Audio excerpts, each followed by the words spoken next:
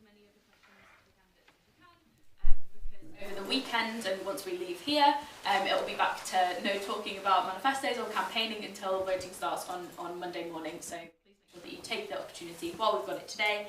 And yeah, hopefully we'll have a good time. So how we're going to run this is, because we've got quite a few candidates, we're going to separate everybody up into groups, and we'll essentially bring down maybe like 2 or 3 candidates at a time to come down and answer some questions. We've got questions from a variety of different formats, so we had some pre-submitted questions which I'll read out, and then we'll pass to Bor and Raw to answer any questions or to ask any questions that have come through their forums, and then it'll go to the audience or to any audience attending online as well who want to submit questions essentially from the floor. Each candidate, we have a little list of rules that we're going to follow. So each candidate will have a minute to answer the questions, so make sure that everybody has a kind of a fair chance. We will notify you when you have 30 seconds left, so we've got some lovely democracy assistants sat down here, as well as Democracy James, who will be able to go 30 seconds when you've got 30 seconds. Is that alright? Cool, okay, that is fine. So do just keep an eye out for candidates when you're answering questions, and just make sure that you get what you want to say said before you run out of time. And yeah, that's it. Please make sure that when you are asking questions, it's a question that all of the candidates can ask, and it's not about one particular candidate. That's not what we're here to do today. It's about getting a kind of a broad perspective so you can compare different candidates against each other. So yeah, that's kind of how we'll run it. Without further ado, we'll go on to the first group. So this is group 1 candidates. Some of the candidates, I'll preface now, weren't able to attend today, and we do have some statements. So if I think we're joined by Dax and Sophie, so if you'd both like to come down to the front, and then James or whoever is going to read, if you'd like to just come and read the pre-prepared statement from the candidates who couldn't make it today.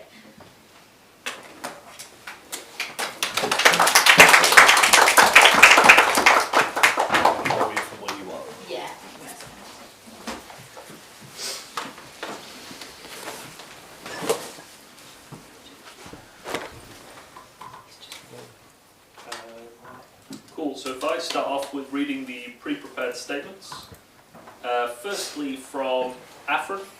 So, good evening all. I would just like to begin by apologising. Sorry, that's the wrong statement. That's embarrassing. I mean, they all begin with apologising for not being here. However, Afrin's statement. Good evening. Unfortunately, I must express my sincere regret as I am unable to attend the NUS Delegates Candidate Question Time scheduled for today. I'm a first-year law student from Dubai, and by now you're wondering why I should vote for this random girl who couldn't even make it today. I firmly believe that one of my greatest strengths lies in my openness to different perspectives and opinions. I value diversity and understand the importance of listening to voices from all corners of our student body. This willingness to embrace varied viewpoints is, in my opinion, essential for any effective NUS candidate. Furthermore, I bring with me a wealth of experience gained from speaking at conferences during my academic journey. These experiences have equipped me with the skills necessary to effectively communicate the concerns and aspirations of our student community. I'm a firm believer in the power of words to instigate meaningful change. If elected as an NUS delegate, I'm committed to utilising my voice to advocate for the issues that matter most to students. I'm dedicated to amplifying the collective voice. Is that 30 seconds or time? Time. Okay. I also have a speech from William Bassave. Good stuff. Hello, my name is William, and I'm standing to be one of your NUS delegates. I'm keen on standing up for students of all backgrounds, ensuring a better deal for students, and I'm also passionate in reversing the trend of abolishing cash on campus, and ensuring that all legal tender is accepted in any students' union facility. Thank you for listening, and I hope I will have your support next week. Just checking, we don't have that with us. Okay. What I might do then, please check me if this isn't okay, because it seems a bit unfair to just ask one candidate at a time. If we do group 2 together with group 1, is that okay? Okay. Do we have an extra chair somewhere? Okay. If group 2 would also like to come down, I think we do have somebody who isn't able to attend. So if Dorian, Grace, and Mance would like to come down and join us, that'd be great. and then we'll just try and find another chair. I don't think we need another chair. Yeah, Dorian. We're fine. Oh, Dorian. Just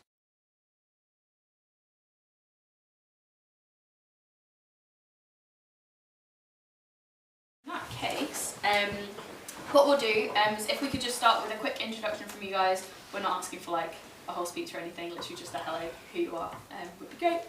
So if we could just go down the line, maybe starting with Sophie. Yeah. Hi, I'm Sophie. I am currently one of the full-time elected officers at the Student Union. In terms of NUS, I've been very actively engaged for the last 2 years, helping with the process of establishing who's running, working actively with the full-time officers on a sort of week-to-week basis, and have been in person at the last 2 conferences. So I know how the discussions go, I know how the space is and isn't used, and I think my ability to engage in that space can be useful knowledge for the rest of the candidates, but that can also be useful if you don't get the position. So. I'm Mads. I'm currently a part-time officer at the Student Union. I'm the Disabled Students Officer, and I'm really excited about working within the NUS, both like in my role as DSO and also with this opportunity. So yeah, I think I want to definitely work closer with the NUS, and that's why I've run for this. Hi, I'm Grace. I've done various left-wing political endeavours whilst at Warwick, and I also campaigned for Warwick to rejoin the NUS this year. I'm standing to be a delegate because I believe in the power of the student voice on a national level, and also we need liberatory change. So yeah. Thank you very much. Okay, we will start with the questions that have been pre-submitted online, and then we'll just kind of we'll take it in turns for who goes first, so everyone has a kind of a fair chance. So the first question that we've had is, part of the job of an NUS delegate is to scrutinise the current work of the NUS and its officers. What are your current thoughts on the NUS, and how could it be better representing students? If anybody has a preference to go first, feel free, otherwise we'll maybe start this end and work our way down. So Grace. Yeah, so I think the NUS has not fulfilled its potential in being effective representation for students, both on a governmental level but also representing students on campuses. I think what we need to do is we need to fight for better cost of living support for all students, including reduced rent costs, free education, and also fight for demilitarisation on campuses. And I think in order for that to happen, we all need to go to the NUS conference and effectively elect better representation. Yeah, I mean, I would definitely agree with Grace on a lot of those points. I think the NUS is struggling at the minute to meet the demands of students with everything that is going on. I think the particular issues that I have are, again, demilitarising campuses, helping students with the cost of living crisis, but also tackling the student suicide crisis, which I think the NUS has not been able to do as to the best of their ability. Again, there needs to be like more campaigning on a national level about the fact that universities are kind of looking the other way when it comes to this issue. So yeah. Could you repeat the question? Yeah, of course. So part of the job of an NUS delegate is to scrutinise the current work of the NUS and its officers. What are your current thoughts on the NUS, and how could it be better representing students? I guess in terms of how it could be better representing students, the way that NUS is run at the moment means that there's a lack of real democracy that's being able to be engaged in that space, so that you have elected officers who have to they have to really do what staff or boards say rather than speak and live their politics as what they're doing. I think the same as what's been said there, I think there's ways that these changes towards real democracy based out of what students actually want to be doing and how they want to be building the world can be useful. But yeah, I've been sort of also actively campaigning for the last 3-4 years on the issues of accommodation and demilitarisation. I think something that shows real kind of democratic value and passion is the action of Aaron Bushnell who Sorry, that's time. self-immolated outside of his. Sorry, that's time. Thank you. Okay. Thank you all for your answers. And we'll go on to the next question. So it's fair to say that the NUS is a fairly obscure institution for the majority of the student body. Other than the pledges that you made in your manifestos, how will you promote awareness and engagement in NUS matters on campus? Do we want to start with Mads? So I think there is definitely a lack of knowledge about the NUS. I think on my way here I had to explain to someone what it meant and what the actual acronym stood for. I think we saw with the campaign to disaffiliate and reaffiliate that people aren't fully aware of what the NUS does and how it can help and benefit their life. And I think that's something that I really want to make people aware of on campus. So I definitely want to report on the conference and 30 seconds. have the people who are elected to go as delegates run an event after the conference and kind of discuss what our thoughts were, what our experiences were, and talk about what happened at conference to the wider student body. Sophie? Could you repeat the question? Yeah.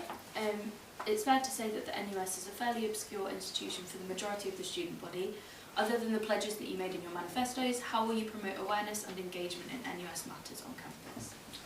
I guess continuing what I've been doing for the last little while, which has been holding a relationship between some of the officers, the staff team, and the SU, and then the student body. So facilitating our ability to run the re-election campaign in that way.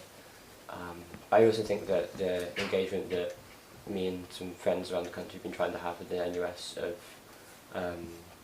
embedding that democratic nature is also the way to make NUS actually be something that can speak to students' needs rather than be something that speaks over them. And the only way that's going to be built is through quite a lot of change in the organisation towards it being a real political force that can speak the truths about the sort of world we're living in and the sort of daily violences that we're able to just ignore and look over. Grace? Yeah, so I think firstly starts with better communication. I think we need to better utilise resources like the SU social media account to outline exactly what's going on at conference as we're there living it in real time.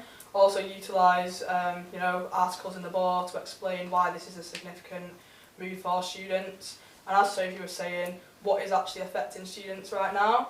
Often these issues are politicised, but things like the cost of living crisis or the racialisation that international students are facing on campus are lived experiences that the student body face every day. So I think it's really important that we also connect to people on that level and not just on the level of politicisation to begin with. Thank you very much, everyone. Okay, so now we will go to questions from the board and Raw. If a representative, shall I repeat the question, or would you, if you want to come down, feel free. Up to you. Down. Yeah. I can answer it here if you want. Yeah, it's completely up to you. Yes. Yeah, fair. In January, the National Union of Students launched its Manifesto for Our Future, where it had 5 key asks for the next government. Do all candidates commit to this manifesto, and are there any points in the manifesto that they would like to have seen added or strengthened?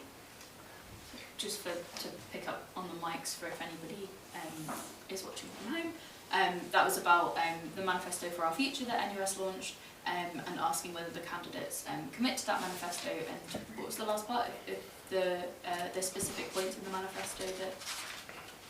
Sorry, could you just say? Specific points to be addressed or strengthened. Okay. To be addressed or strengthened. So Just Matt? on an accessibility point of view for everyone watching, please could you give the 5 points on the manifesto? Can do. Thank you. Point 1 was lift every student out of poverty. This isn't verbatim, this is a simplified version. Point 2 was education free at the point of use. Point 3 was affordable housing for all. Point 4 was inclusive UK for international students, and point 5 was good quality healthcare for all. I don't mind Yeah, starting. sure.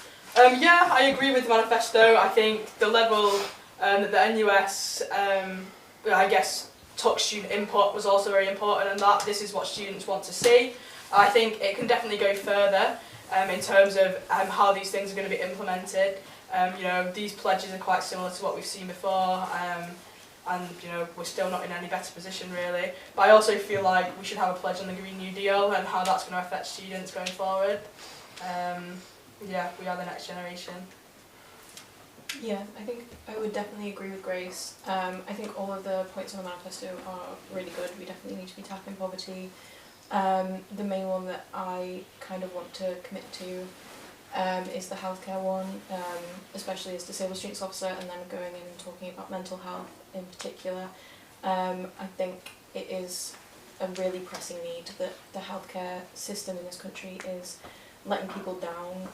I think 20,000 people died as a result of delayed ambulances last year, and as students we really should be standing up and saying that this isn't an acceptable society to live in. Yeah, I mean, in terms of the manifesto itself, there's 2 points that have been sort of previously discussed upon that could be added to it. So something directly talking about the need to embed educational institutions within a green transition, but then also demilitarisation. I guess I'd like to talk more broadly about the issue of a manifesto in itself. We've just heard that we are the next generation, and as we kind of see day to day around us, the ways that those who are older than us, who have set this society in place, have decided that it's going to continue along a line of death and destruction. So if we are going to do manifestos, sure, we should be able to speak collectively with a kind of collective voice around a manifesto, but that we should be willing to try and take that up ourselves and to move through to that. So we talk about demilitarisation. NUS should be able to be a body that can organise students to practically go and dismantle those systems themselves, rather than expecting the government to do it for us, because they won't. Okay. Were there further questions from? Yes, I wondered if the candidates could touch on the issue of free speech on campus. If you think it is an issue, how it should be addressed? Should we start with Sophie? These free speech discussions, they started as a way to try and increase what students could speak about. And the sort of Students of Democratic Society, one of the similar organisations that existed in America in the 60s and 70s, one of their big things was free speech as a way to try and push for more academic freedom. But now it's free speech for those who wish to preach hate, people who would seek for people like me, trans people, to not exist. But also free speech within the boundary of the law, in a sense. There's some things that I could say right now that probably wouldn't be acceptable under free speech, but I would strongly hold them and believe them to be true. So how free is our speech in a society where we have laws that restrict what you can and can't say?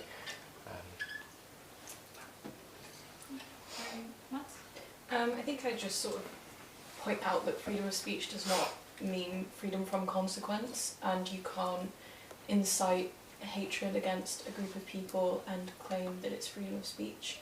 You can't lead someone to feel a particular way and say that that comes under freedom of speech. I think we have a responsibility to each other as people to treat each other with respect and with dignity, and using freedom of speech as an argument to distract from the fact that some people on this campus are failing to do that is something that I just, disagree with, I think. Yeah, I think free speech is not hate speech, and there should be consequences in place for those who do take advantage of the concept of freedom of speech. But at the same time, freedom of speech does need to extend to academic freedoms. We've all, seen or at least experienced some form of repression from the university about Palestinian activism, and that should come under freedom of speech, surely. So, yeah. Thank you. Did you have further questions? Yes, one more.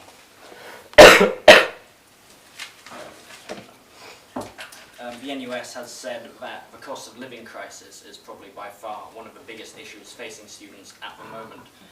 What do the candidates themselves think that they'd be able to do to help alleviate this crisis for students if they were elected? We want to start with Matt? Yeah, I think already I've been working with the VP Welfare and Campaigns to help with free breakfasts on campus, and that's been like a great initiative that the full-time officer team has taken up. We need more stuff like that. We need to ensure that there is more help and assistance given to students now, instead of, like as Sophia said before, institutions aren't always going to give you the support that you require. So I think it really is down to us as a student body to pull together and support each other through community initiatives and through university initiatives. And I definitely like to push for wider connections nationally between those initiatives that are going on at the minute. Grace? Yeah, I think it's really important that we go into this conference and elect people who are going to do that for the next 2 years. But also we need to take into account how the cost of living crisis is very intersectional, and looking at who's the most marginalised through, you know, the continuing Conservative government's austerity policies that we're all experiencing, albeit delayed now. And I think on campus what that means for Warwick is we need affordable food, but also sustainable food sources that go beyond Roots grocery store. Yeah. Yeah, I mean, there's, in terms of the actual engagement with it itself, the flawed nature of NUS is that it's always kind of trying to ask for something to be done rather than doing it itself. But here we are. So what I can practically do is I can go and be part of the discussions that we have at conference. I can vote before conference to elect the people that I think and believe will have the best ability to face these issues, but only those who are actually able to organise students around these things. The crisis of the cost of living has always been a bit confusing to me. It's a sort of way of talking about the sort of increased position that we've gotten to in this stage of capitalist existence, but not really talking about the core of it. I think about a university exam where you have a rating system for people, where you have you get an 80 and you're good, you get a 40 and you're bad, and the existence of that, you have a bell curve, which means that someone has to fail and someone has to be the best. It's like that, and that is kind of how money works. So any money system is a cost of living crisis because people will be in poverty. Sorry. Thank you. Was that all of the questions, or was there more? Fantastic. Thank you very much. Yes. Are we able to ask a question? Yes, I thought that was yours. No, right. Go ahead. What do you believe is the biggest issue facing students currently, and how will you use your voice at the NUS conference to advocate for work students in this area? Chris? Yeah, I think the biggest issue facing students currently is the marketisation of education. It's basically affecting students in all walks of life, from the unaffordable tuition fees, from, you know, the poor maintenance loan system, to the extremely unaffordable accommodation costs on campus, and the lack of mental health support that goes along with that. And I think that all links together into the same system. So Yeah, I think for me the experiences of students aren't homogenous. I think it's really hard to pick out a particular key issue that every student is really struggling with at the minute. I think, as Grace said, the marketisation of education is something that obviously we all experience, but I think the most pressing issue that I've seen on this campus in particular is the student suicide crisis, and I think the most pressing need for action now is on that. We need more mental health supports, we need a wellbeing facility that's set up and equipped to deal with that instead of being set up just based on exam stress, and we need a university who is willing to assist students when they are in that crisis point, and not look the other way and bury their heads in the sand. And I think that that is a national issue as well. So yeah. The issues that face the student body at Warwick are the issues that face the whole of humanity. So that is the sort of ongoing global conflict that we see ourselves embroiled in day by day. And it is also the ongoing climate and ecological crisis that we're facing. You can't live as a student, whatever that means. You can't go get a nice job if in the next 20 and 30 years our food systems are going to start slowly not working, that will push hundreds of millions of people into positions of poverty, where the increased military industrial complex and conflict that we see around the world slowly proliferates out into everybody's lives. You can't study, you can't keep on a society like this when that's the state of things. So that's the core of it, really. Do you have further questions? We do. Are we okay to? Yeah. Go Okay. What do you think the perception of the NUS is on campus? Sophie?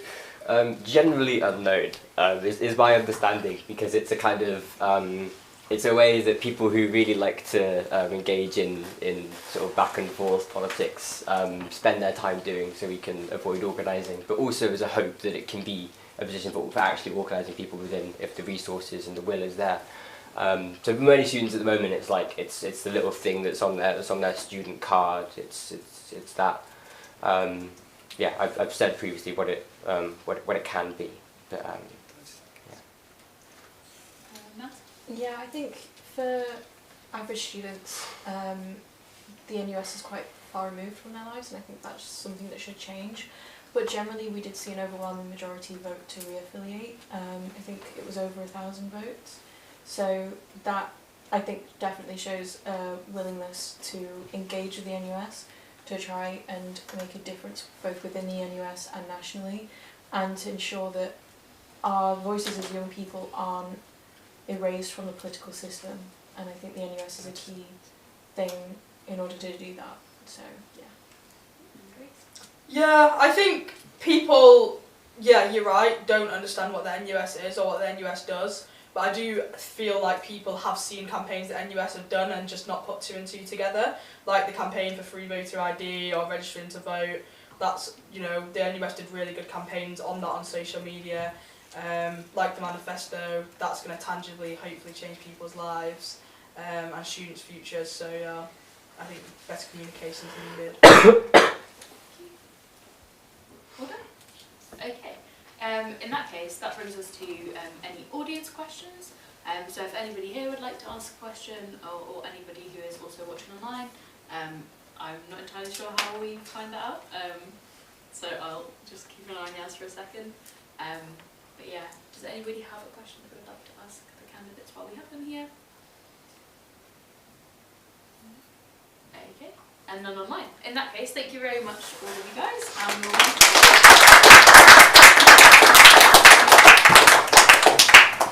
Just a note as well, sorry Dorian for spelling your name wrong on there.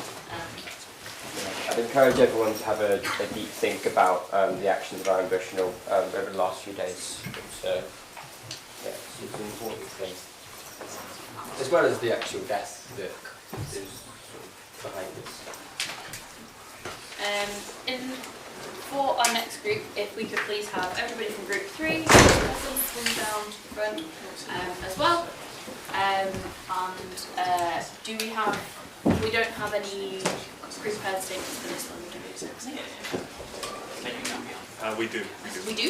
Yeah. Okay. Oh, yes, yeah. So we've got James. Is James? In that case, we might do the same thing as we did before, and anybody from group 4, if you would also like to come down as well, and we will smush them all together. James, Democracy James, if you would like to come up, read. Is it one statement we've got? 2 if we include group 4. Okay, cool.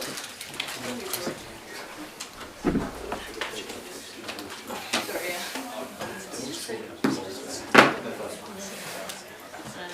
Okay, so yeah, if you would like to okay, so a statement first from Malachi, please. Okay, so for Malachi's statement, good evening all. I would just like to begin by apologising for my absence. Unfortunately, I have prior engagements that I must attend. Now, to keep it brief, I believe I would be suitable for the role of NUS delegate, as I believe that I can provide the great people of the University of Warwick with a strong voice at the national stage. I will fight for what I believe in, but most importantly, what the student body believes in. This means I will be fighting for financial support during the cost of living crisis which we are all affected by. I will ensure that student freedoms and rights are safeguarded across campus. This includes promoting values such as respect and inclusion, and ensure that Warwick University students have a strong delegate that they can rely on should they feel they need someone to represent their views loudly and proudly at a national stage. I thank everyone for their time and for their vote. Malachi. And then the second one's from The second one is from Nicholas. Afternoon all. Firstly, I would like to apologise for not being able to attend this afternoon. I would like to start off by introducing myself. I'm Nick, and a first-year PACE student. If elected, I will be guided by the principle of fighting for better when it comes to representing Warwick students. I'm keen to see your priorities represented by the government, and for them to be held to account at the NUS conference.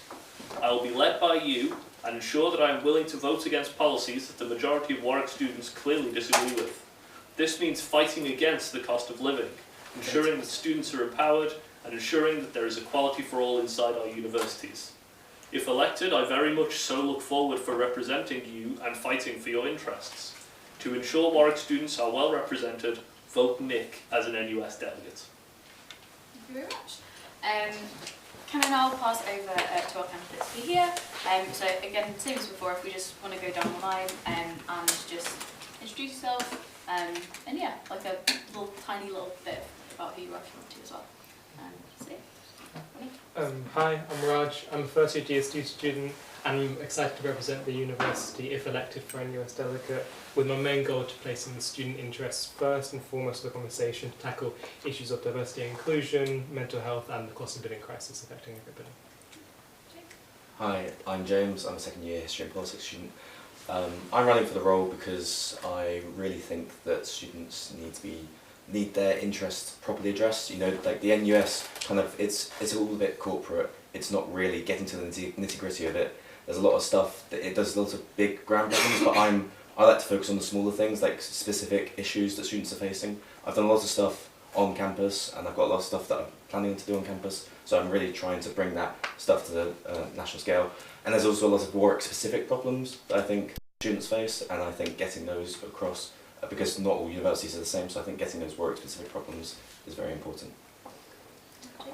I'm also James, I'm a second year politics student, running for NUS delegate, pretty much based on a background of increasing democracy within NUS and increasing student representation. The current environment ethics officer and the founder of the Warwick Students' Union Democracy Project, and I've worked tirelessly throughout my time in the SU to maintain and promote democracy, and I want to do that in the NUS as well, because I think the feeling is that the NUS doesn't represent students, doesn't listen, and I think that needs to be urgently addressed.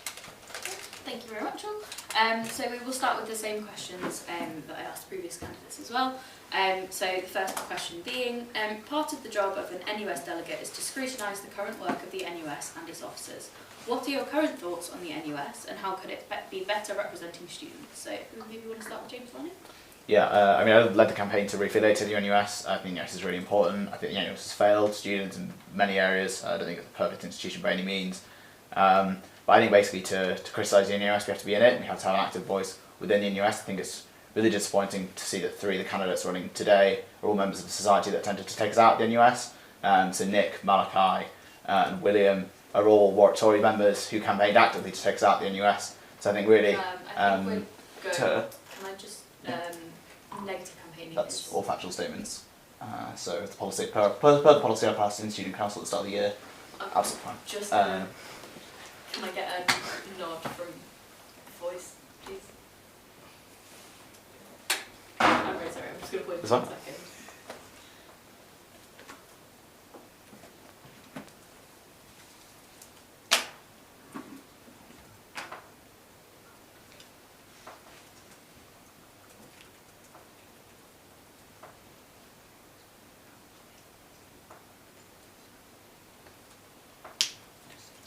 Okay, if you could refer to yourself but not other candidates in your speech, that would be good. Sure, yeah. But sorry, Karen, did you pause? Yeah, sure, carry on. If not, can we reset at like 30 seconds maybe? Can I ask you a question? Yeah. I thought one of the questions which was circulated, why you're better than other candidates. Oh. So isn't that like a fair thing to say? Because that's a Is that a direct question? comparison. Yeah. I'd also add that while the guidance is that we don't refer to the candidates, there's nothing in the rules and regulations against it, at least not as far as I'm aware. Okay. For now, because I'm conscious that that wasn't a question I asked the other candidates, we won't ask that question to these candidates either. I can't answer the question about the last one. But I need an idea. Okay, yeah. So from our side, whilst you might be correct in that it is guidance, we still as a union would encourage you to follow said guidance. Okay. Okay. Well, anyway, that's the point. I think it's really important that the electorate has a solid understanding of everyone that's running and democracy in general. I think this is on my manifesto. Too often, student democracy is done behind closed doors. I think many candidates have put their political affiliations on their manifesto. Many candidates haven't. I certainly have. I'm a member of Warwick Labour, and I have to say that I have to have that be public knowledge. I just think that the NUS needs to be more open, more accountable, and more democratic. Thank you. James Martin? Can I have a restatement of the question, please? Yeah. No problem. Part of the job of an NUS delegate is to scrutinise the current work of the NUS and its officers. What are your current thoughts on the NUS and how could it be better representing students?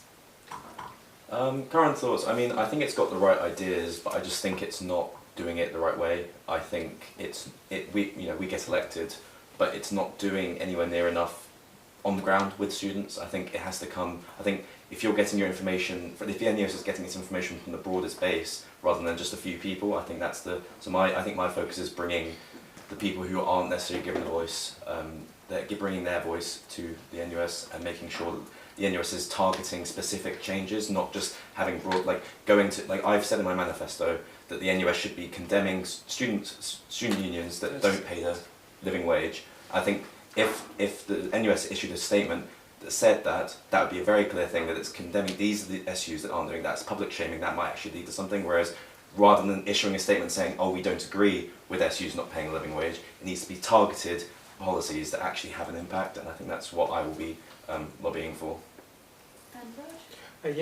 Basically echoing what the others have said, the NUS is good, but it is not perfect. There needs to be a lot more improvement. Currently, the fact that not many people know about the NUS is a big issue, and not many know about the potential benefits, or the fact that they can lobby for benefits. So, as a delegate, I would make sure that trying to raise awareness would be the biggest thing to support. Thank you.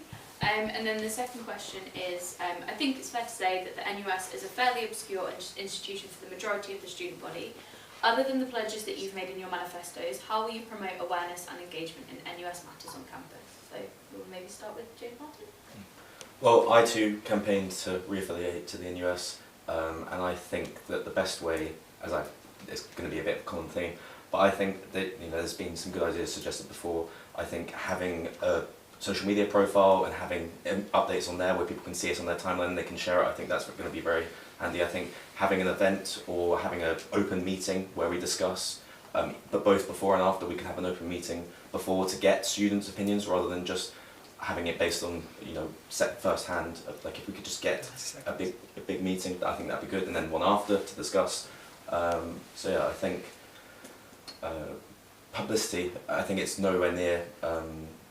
It's not known enough, and people don't really feel the impact of it, and that's part of the NUS's fault. The NUS doesn't do enough, but I think students also need to be made aware of how their lives are being directly impacted, because then they might be more likely to get involved. Thank you. Raj? The idea that the NUS is relatively unknown, and we only just joined again last year, shows that there is a lack of knowledge about it, so publicity again is a very key way to get people more involved, more invested. A lot of people talk in general conversation about the cost of living crisis and how they don't know what to do and how to cope with it, and the NUS is almost designed to try and help people with that. So by raising understanding about the NUS, I'd encourage more people to show up and make changes.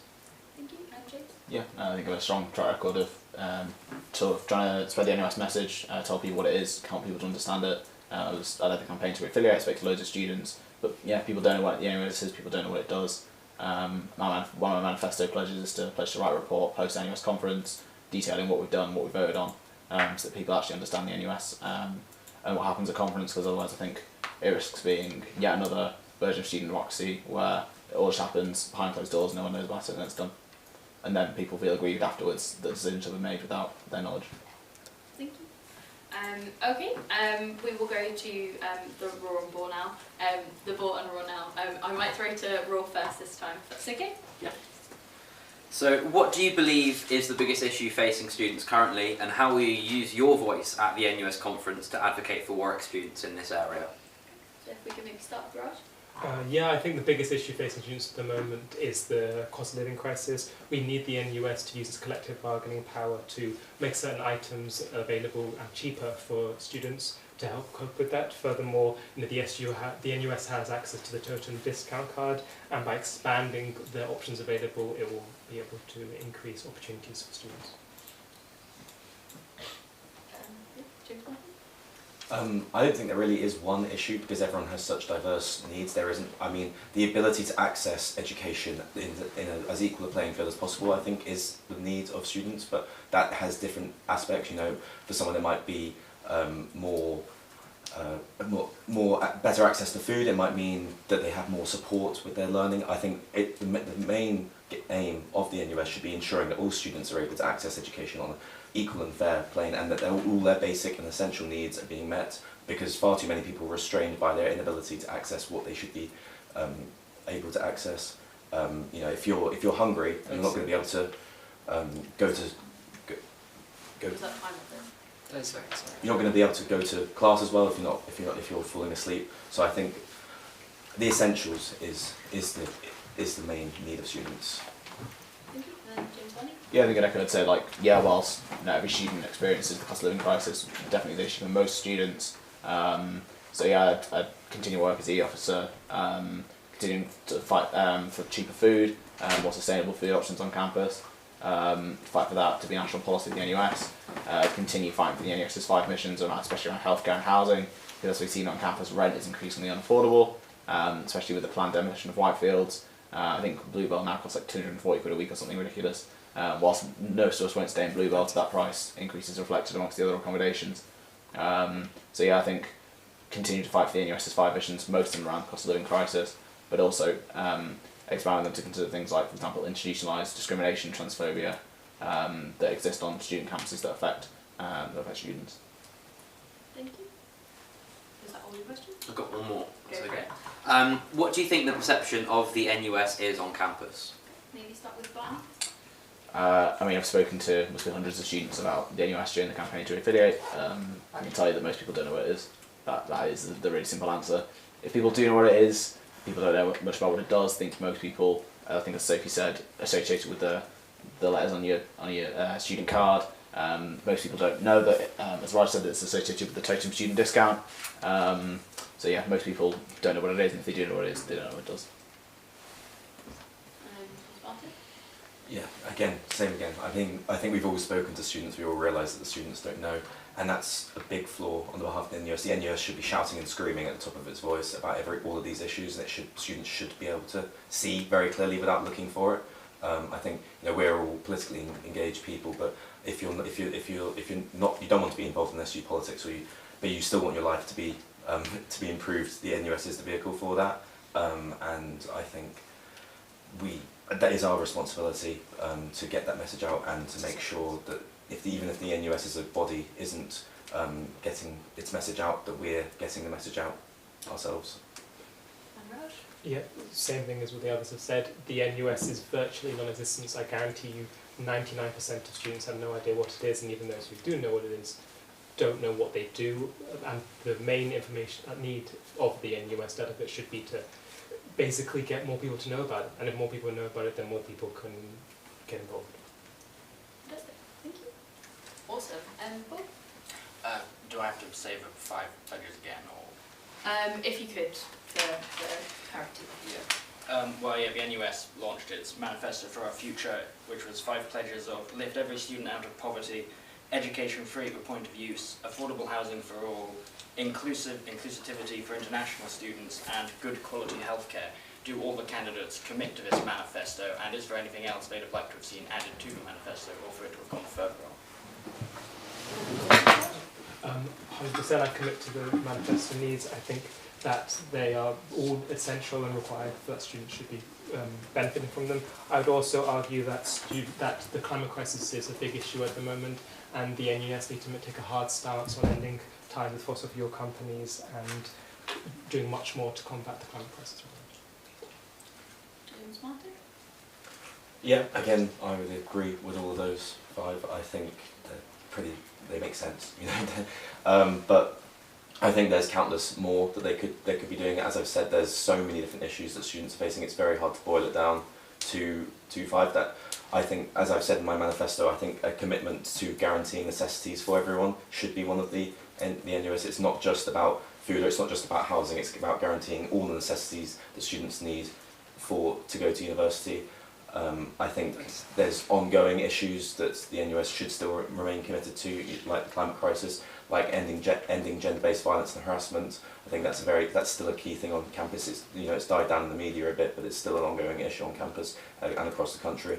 So I think there's a whole raft of issues that the NUS should be dealing with, and I'll be making sure that they're not just dealing with those 5 pledges, but all the needs.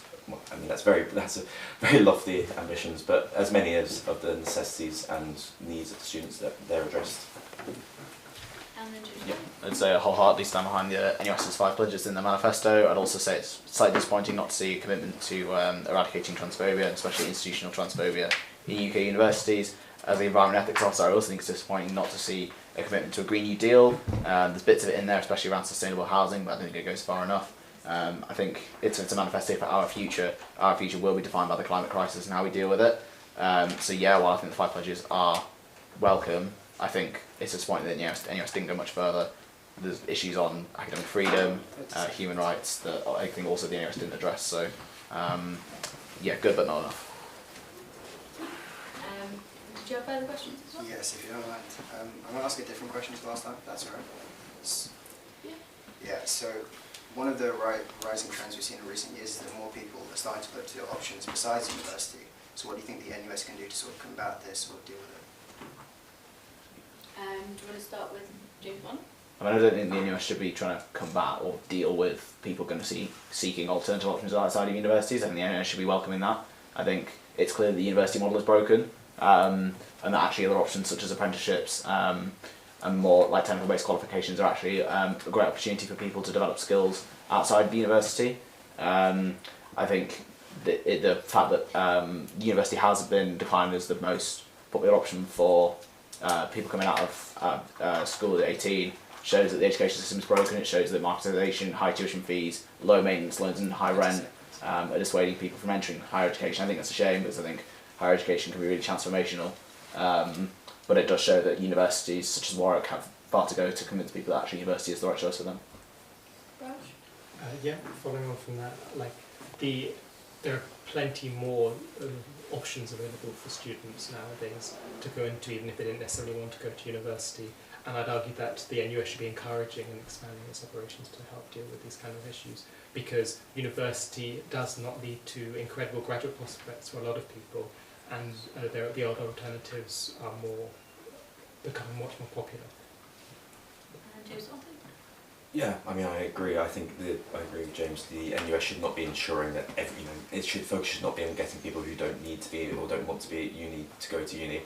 Their focus should be on ensuring that everyone who wants to go to uni should be able to go to uni. That should be its focus, and ensuring the people who are at university are happy being at university and able to do university to the best of their ability. That's what their focus should be. Should not be on the numbers. The numbers can fluctuate as much as they want. That just means that there's better options elsewhere, and that is a good thing. There shouldn't be this big focus, and I think it's representative of our society that there's this valorisation of university, but there's a lot of other much better alternatives for depending on what you want to go into. So no, I don't think it's an issue. Thank you. Oh yes, the cost of living crisis is one of the biggest issues facing students. How do the candidates feel they'd be able to help address this crisis for students if they were elected? Well, I've been involved in the issues on this issue on campus. For instance, I campaigned to make sure that pharmacy prices were being addressed in the SU's review of prices on campus. That wasn't being addressed. I think also I've been doing work with student workers, trying to get student workers to get more agitated and more annoyed with, because, for instance, the Warwick SU doesn't pay people a living wage. It discriminates based on age, which is awful at university. The fact that they rank people based on your age and they pay you a different amount. People are getting paid £9.60 in the SU, and that's a disgrace. So I think it's not just, you know, how can we provide more food, or, you know, an extra food bank, or you know, there's the End Period Poverty campaign. You know, that's great. But how can we actually make sure that SUs and universities are putting more money in people's pockets so that they can spend their own money without having to always have to. Thank you. James Warren? Yeah, I think fundamentally it starts with voting for candidates for NUS full-time officer positions that are going to fight for the cost of living crisis and have a good track record of doing that. I'll see who that is, but that's my pledge to you, basically. It means holding conversations and voting on other policies at NUS that do fight for effective change of the cost of living crisis. I have a track record of doing it at Warwick, and I'll do that in the NUS as well. Thank you. Raj? Essentially the same thing. The NUS can use its power to lower prices for students and provide discounts. All I would be doing was encouraging and voting on those policies. Thank you. Was that all your questions, or did you have further questions, Paul? No, that's it. Brilliant, thank you very much. In that case, do we have any questions from the audience at this point? Any questions online? Assuming no. In that case, thank you very much, candidates. If we could have a round of applause. That brings us to the end of hustings. Thank you very much for everybody that contributed. It was really useful to hear kind of your different priorities, and I'm sure we're all looking forward to Campaigns Week next week. Just a reminder that you're welcome to talk amongst each other now. If you have any questions for candidates, you're welcome to grab them before you leave. But after we do leave, no campaigning until Monday morning when voting opens. So voting is open at 9 AM, closed at 4 PM on Friday. So yeah, all that remains to be said is good luck to all of the candidates for next week. And yeah, if I've missed anything, now's the chance to say. No? Okay, thank you very much. Thanks, Anna.